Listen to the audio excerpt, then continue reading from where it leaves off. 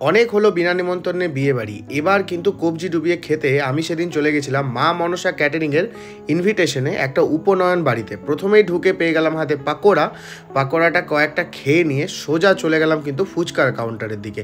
ফুচকাগুলো গপ গপ করে কয়েকটা সাঁটিয়ে দিলাম, তারপরে ভেতরে গিয়ে দেখি ওরে বাবা, সে কি রান্নাবান্নার বাহার। এদিকে চিংড়ি মাছ, তার সাথে ছিল পোলাও, এবং পোলাওয়ের পর ছিল কিন্তু মিক্সড ডাল, সঙ্গে ছিল চিপস এবং স্যালাড। তারপরে আমার চোখ চলে গেল কিন্তু কাটলেটের দিকে। কাটলেট পেরিয়েই সামনে ছিল দই কাতলা মাছের পিসগুলো অসম্ভব সুন্দর, এবং দই কাতলার এই রেসিপিটা কিন্তু আমার বেশ ভালো লেগেছিল।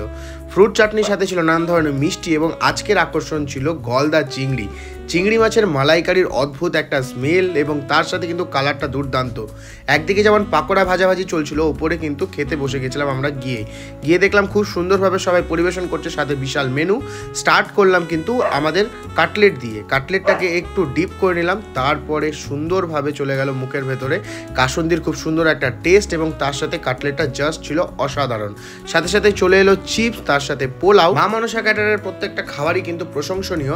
সঙ্গে চলে এলো আজকের স্পেশাল মিক্স সবজি, এবং পনির ছিল এর ভেতরে, যেটার টেস্ট ছিল দুর্দান্ত লেভেলের। পোলাওয়ের সাথে এই কম্বিনেশনটা জাস্ট ওয়াও লেভেলে ছিল। তারপরে চলে এলো গলদা চিংড়ি, যেটা সাইজ দেখে আমি এত খুশি হয়ে গেছিলাম যে খুশির চক্করে কিন্তু গলদা চিংড়ি 4-5টা আমি খেয়ে নিয়েছি।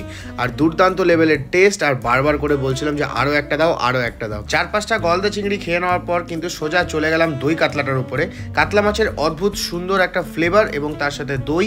ফ্রুট চাটনিটাও ছিল দুর্দান্ত, তার সাথে চলে এলো মিষ্টি, এবং আরও একটা মিষ্টি চেয়ে নিলাম। মিষ্টি দেখে কিন্তু মুখে হাসি থামছিল না। সঙ্গে চলে এলো আইসক্রিম। বলতেই হবে মা মনসা ক্যাটারার কিন্তু তাদের কোয়ালিটি এবং কোয়ান্টিটির উপরে একটুও কম্প্রোমাইজ করে না। প্রত্যেকটা খাবারই দুর্দান্ত লেভেলের ছিল। অবশেষে খাওয়া দাওয়া সেরে আমরা চলে গেলাম ওপরে। যার জন্য এত আয়োজন, তার সাথে একটু পরিচয় করে নিই।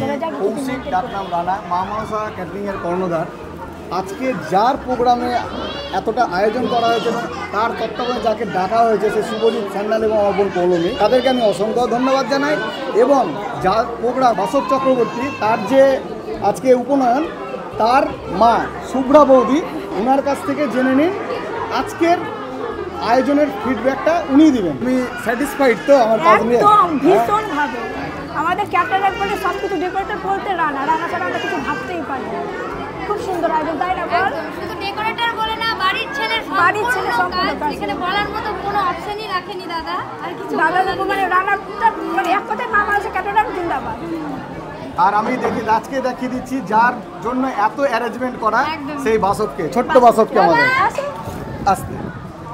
এই হচ্ছে, নমস্কার করো, এই হচ্ছে আমার ছোট্ট বাসব। এরই আজ উপনয়ন, আর এর উপনয়ন উপলক্ষে আজকে এই এত বড় একটা আয়োজন করা হয়েছে। মা মনসা ক্যাটারিং এর সমস্ত ডিটেলস এবং কন্ট্যাক্ট নাম্বার কিন্তু ডেসক্রিপশনে দেওয়া থাকলো। আপনাদের যে কোনো অনুষ্ঠানে অবশ্যই একবার চেক আউট করতে পারেন।